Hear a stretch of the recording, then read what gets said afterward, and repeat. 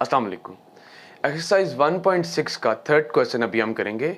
इस क्वेश्चन को करने से पहले भी ये जहन में रख लें कि आपको पहले से पता होना चाहिए कि आपने कौन से मेथड से इसको सॉल्व करना है। अगर तो पेपर में क्रैमर्स रूल गिवन है तो क्रैमर्स रूल से करेंगे, अगर इन्वर्स मेथड का कहा हुआ है तो वो करेंगे, और अगर कोई स्पेसिफिक मेथड स्पेसिफाई नहीं किया हुआ, जस्ट कहा हुआ है कि with the help of matrices solve करें, तो फिर आपकी मर्जी है कि दोनों में से जो सा मेथड आपको आसान लगता है आप वो अडॉप्ट कर सकते हैं। लेकिन उस मेथड तक जाने से पहले आपने ये देखना है कि इसकी इक्वेशंस कैसे बनती हैं। असल इशू वर्ड प्रॉब्लम्स के अंदर बच्चों को यही आता है। Two sides of a rectangle differ by 3.5 centimetres, यानी कि जो दो साइड्स हैं रेक्टेंगल की उन दोनों में डिफरेंस कितना है 3.5 सेंटीमीटर्स का।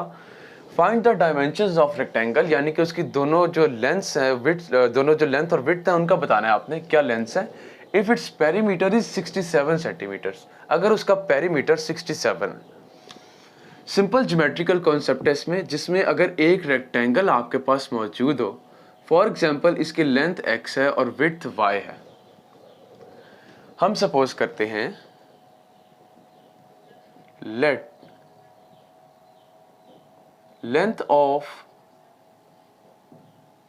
Rectangle is equal to x, और इसके साथ and width of rectangle is equal to y।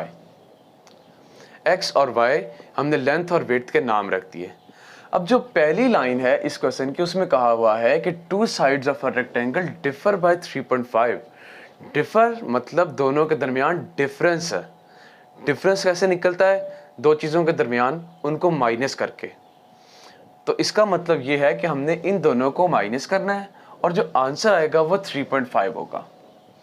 तो हम यहाँ पे इसको लेकर चलते हैं कि x minus y is equal to 3.5। ये आ गई हमारी फर्स्ट इक्वेशन।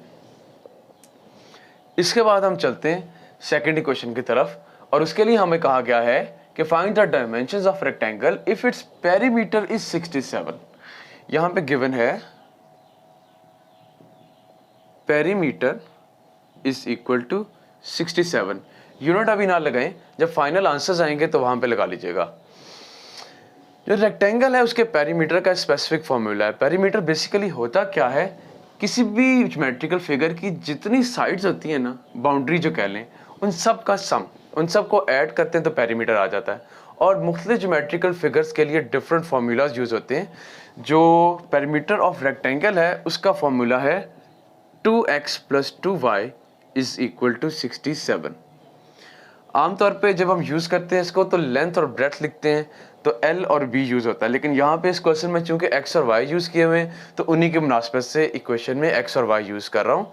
अगर आपने कोई डिफरेंट वेरिएबल यूज़ किया तो कोई मसला नहीं।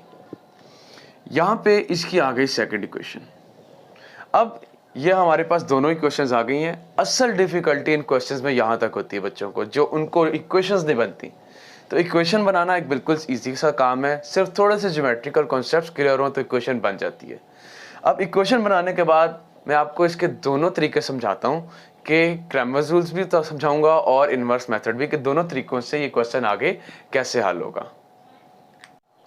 जब हम इस क्वेश्चन को मैट्रिक्स इन्वर्स मेथड से सॉल्व करेंगे तो सबसे पहले तो ये दो इक्वेशंस मौजूद हैं और इनको तीन मैट्रिसेस के फॉर्म में लिखा, जिनमें से पहला मैट्रिक्स इन सब के कोफिशिएंट्स के ऊपर बना हुआ है। ये x और y दोनों वेरिएबल्स हैं जो कि इन इक्वेशंस में आ रहे हैं, और ये राइट साइड के जो दोनों नंबर्स हैं ये एक मैट्रिक्स के फॉर्म में आ गए। इस पहले मैट्रिक्स को a का नाम दे दिया, ये जो मैट्रिक्स हमने फाइंड करना है इसको x का नाम दे दिया, और राइट साइड पे जो इक्वेशन के मैट्रिक्स है उसको b कह दिया।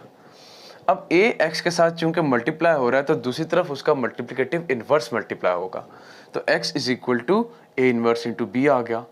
अब a इन्वर्स हमने पहले फाइंड करना है और उसको b से मल्टीप्लाई करेंगे तो इस x की वैल्यू निकलेगी। इन्वर्स फाइंड करने के तरीके में सबसे पहला काम होता है इन्वर्स के लिए उस मैट्रिक्स का डिटर्मिनेंट फाइंड करना है। तो जब आप उस मैट्रिक्स का डिटर्मिनेंट फाइंड करेंगे तो इस a का डिटर्मिनेंट हमने फाइंड किया, वो आ गया 4। इसके बाद नेक्स्ट स्टेप होता है एडजॉइंट फाइंड करना। इस मैट्रिक्स का एडजॉइंट हमने फाइंड किया, जिसमें इन दोनों की जगह चेंज की और इन दोनों का साइन चेंज किया, वो एडजॉइंट ऑफ ए में हमने इसको मेंशन कर दिया। उसके बाद ए इनवर्स का फॉर्मूला है एडजॉइंट ऑफ ए और ए का डिटर्मिनेंट, ये हमने एडजॉइंट वाली जगह पे लिखा और ए के डिटर्मिनेंट की वैल्यू हम यहाँ पे ऑलरेडी निकाल चुके हैं। ये आ गया ए का इनवर्स और अब ए इनवर्स की वैल्यू और साथ में बी की वैल्यू इस इक्वेशन में पुट करेंगे। इक्वेशन है x is equal to a inverse into b. A inverse की जगह ये वैल्यू लगाई ए इनवर्स की, बी की जगह बी मैट्रिक्स लिखा और नीचे ये जो 4 डिवाइड हो रहा है ए इनवर्स के नीचे वाला वो यहाँ पे आ गया। सबसे पहले आप इन दोनों मैट्रिसेस को मल्टीप्लाई करेंगे। जब 2 3.5 से मल्टीप्लाई होगा तो 7 आएगा, जब 1 6.7 से मल्टीप्लाई होगा तो 67 से मल्टीप्लाई होगा तो 67। सिमिलरली -2 इंटू 3.5 -7 और 1 इंटू 67 67 और नीचे का 4 एज इट इज़ आ रहा है। इसके बाद ये ऊपर 74 आ गया, नीचे 60 आ गया, होल डिवाइडेड बाय 4। जब 4 डिवाइड हुआ इन दोनों से तो 18.5 और 15 x और y की वैल्यूज़ आ गई। इन दोनों के आगे आपने यूनिट ज़रूर लगाने हैं क्योंकि जिस क्वेश्चन में यूनिट गिवन होता है उसमें यूनिट लगाना ज़रूरी होता है। अब हम इस क्वेश्चन को देख रहे हैं with the help of Cramer's rule. Cramer's rule के लिए भी शुरू में कुछ स्टेप्स वैसे ही हैं। आपने इक्वेशंस जो लिखी हुई हैं उनको पहले मैट्रिसेस की फॉर्म दे दें।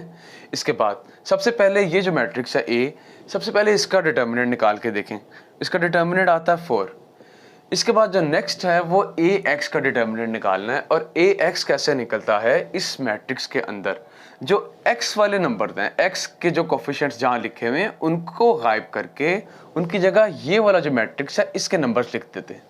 देखिए वहाँ पे जो ए एक्स का मैट्रिक्स लिखा हुआ है उसमें ये दोनों लिखे हुए हैं 3.5 और 67 इन दोनों की जगह पे, और ये जो यहाँ पे -1 और 2 है वो एज इट इज़ यहाँ पे लिखे हुए हैं।